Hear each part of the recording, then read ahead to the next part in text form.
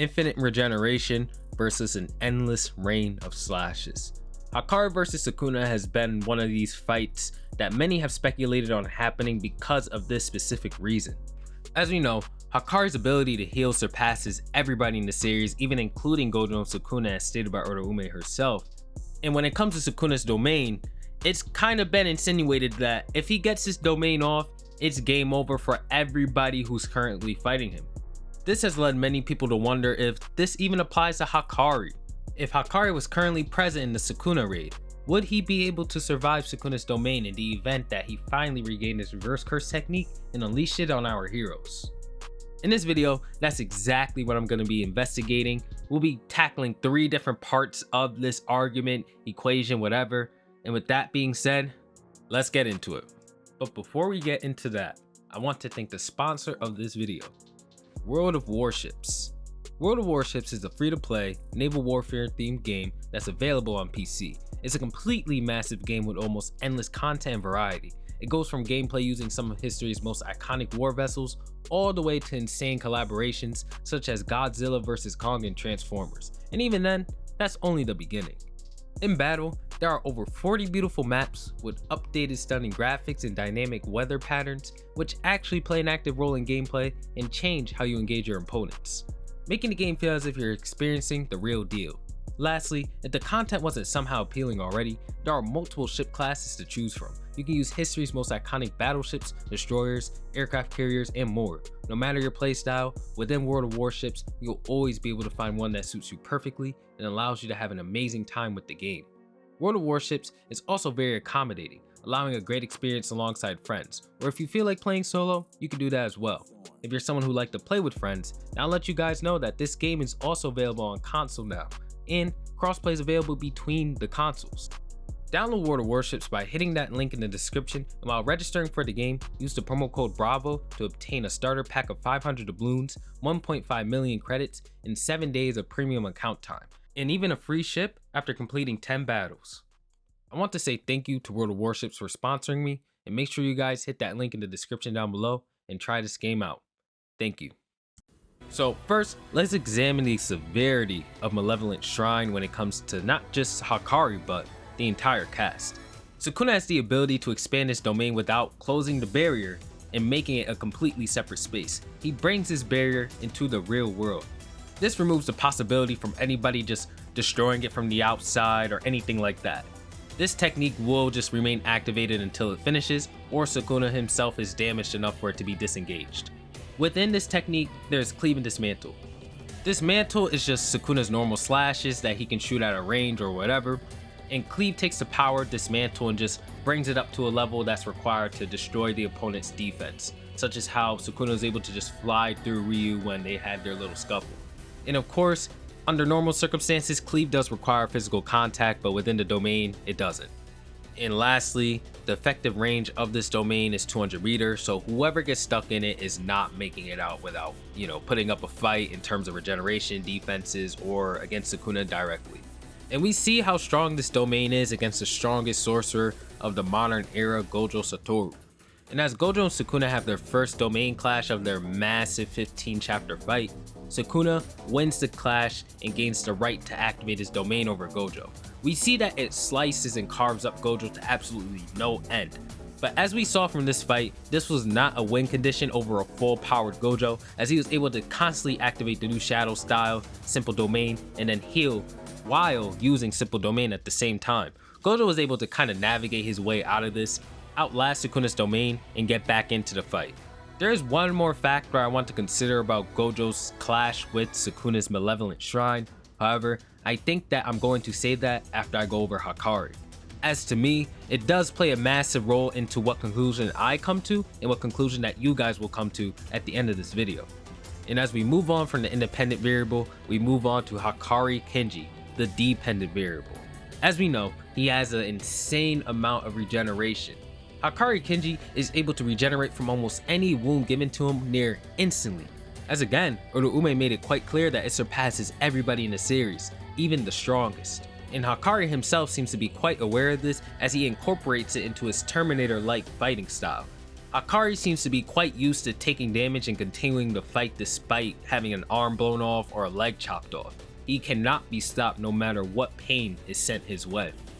And not only is the speed of the regeneration fearsome, but combine that with the fact that he never runs out of it, at least for as long as the jackpot is activated, you can cut and dice Hakari into ribbons as many times as you want within 4 minutes and 11 seconds. He won't be stopped.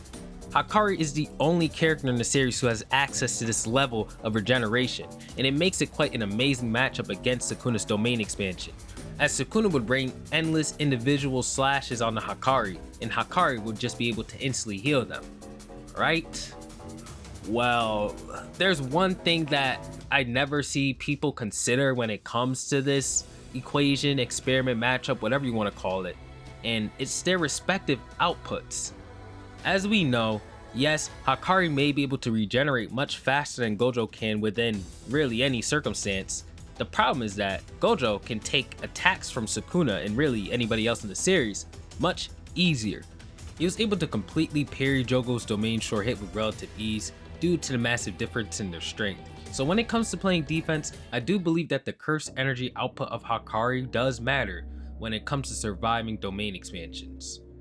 As for playing offense, or in other words, Sukuna's output playing a role into how strong his short hit techniques will be when this happens, well, this is when we get into murky territory. I personally do believe that this is the case, as we have seen Yuta Okkotsu activating maximum output on his Jacob's Ladder within his domain in the most recent chapters, but there will be people who believe that short hits always have the same output, since a domain expansion seems to expend a massive and precise amount of curse energy from the user. So in theory, it should always come out the exact same. To make this more clear, if your ultimate attack always requires the same rate of 100 mana, it should always output the same rate of 100 damage. There's never been anything that says that you can expend more curse energy to make your domain expansion stronger when casted or anything like that, so I get that line of thinking as well. I'd certainly even call it reasonable. It's just that if I had to bet on one, I'd bet on the first. I'll address both lines of thinking and results in the conclusion, as there is one more hidden factor within this hypothetical that can just throw it in the bin. It's Hakari's insane activation speed of his domain, and as we have seen from chapter 229 where Gojo wins the domain clash against Sukuna due to being faster by 0.01 seconds, this can give Hakari some hope in clashing with Sukuna's domain. Obviously though, Sukuna does get some leeway as his refinement is more than likely surpassing Hakari's refinement by a huge amount, but there is the chance that if Hakari pulls up and he's not in jackpot, or if he runs out at some point, a tug of war can happen, and Hakari could cancel out Sukuna's domain expansion or let the heroes beat him up as he clashes with Hakari, buying the heroes more time to defeat him before he gets another chance to activate his domain. I did want to slide this somewhere into the video, as I don't want people being surprised if Hakari's purpose in fighting Sukuna turns out to be this, rather than us getting this badass moment we've been talking about in this discussion video. With that being said, let's finally enter the conclusion of this video and answer whether or not Hakari could truly survive Sukuna's domain expansion. When we create the hypothetical scenario of Hakari happening to be caught in chapter 256's Sukuna's domain expansion, we'll have to consider the fact that Hakari's output is lower than Gojo's, and in my opinion, much lower than Gojo's. So Sukuna's slashes will undoubtedly do way more damage to him than it would to Gojo. On the other hand, we have to now play out the two separate scenarios that were brought up on Sukuna's side when it comes to potential strength of the slashes within his domain expansion. With all established, let me get into the two ways this could go with all that I know. Feel free to let me know if there's something I missed in the comments below. The first scenario is that if Sukuna's current output happens to play a role into the strength of slashes within his domain, we can assume that they'll be weakened. And knowing how the series goes, they'll be weakened to a point where they match Hakari's strength. Problem here is, Hakari has no simple domain that we know of to give the slashes a break, but I guess we can say the speed of his regeneration being faster than Gojo's lets him make up for that. Hakari can't get past the slashes alone in my opinion, but Sukuna himself will also be active within the domain. I personally think that Sukuna will be too much for Hakari to handle alone at that point, as he's been hitting black flashes left and right and just turning up in general. All in all, Hakari can survive the domain expansion, but Sukuna would attack Hakari on top of it and just make it too troublesome in my opinion. That's just me though. We know Hakari is quite smart, so if you think he'd do some 1 million IQ play to survive the domain, combined with Sukuna under these circumstances, I would not say that it's an unreasonable guess.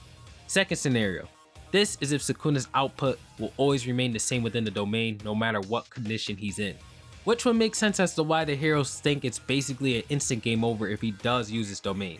And I think it just goes without much saying or explanation that Hakari, even with jackpot and infinite stats, is not surviving. The cleaves would just hit way too hard for him to withstand and eat like Gojo could. I could legitimately see Hakari just getting cubed if those slashes were hitting him the way that they were hitting Gojo. So, can Hakari survive Sukuna's domain alone under any circumstances? In my opinion, absolutely not. But I don't take myself to be the gospel of the series. This is just a conclusion that I've come to while reading. So let me know what you guys think of this video in the conclusion. And with that being said, thank you for watching. And I'll catch you guys in the next one. Peace out. And make sure to hit that link in the description down below or in the comment section to try out World of Warships. Peace out.